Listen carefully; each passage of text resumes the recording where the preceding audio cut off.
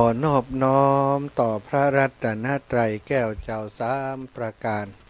น้อมเอาคุณพระพุทธเจ้า คุณพระธรรมเจ้า คุณพระสังฆเจ้า คุณพระอรหันตเจ้าอริยสงฆ์เจ้าจุตนชุองค์ได้เมตตาแผ่ปรมี มาเป็นนวโลกุตตรธรรมปกเกลาเกษาปกโหมหักษาครูบาอาจารย์พระมหาเถระ พระเถรานุเถระ เพื่อนสหธรรมิกสหพรหมจารีทุกรูปทุกองค์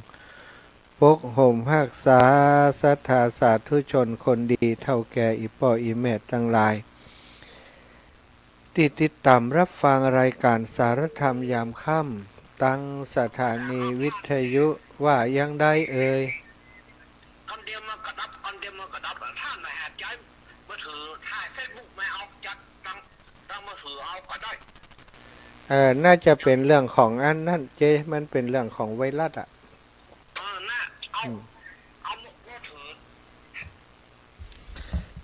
ศรัทธาญาติโยมท่านสาธุชนคนดีทั้งหลายเนอะขอเช็คกันเนาะมีปัญหาเรื่องการถ่ายทอดอาจจะเป็นเรื่องของโปรแกรม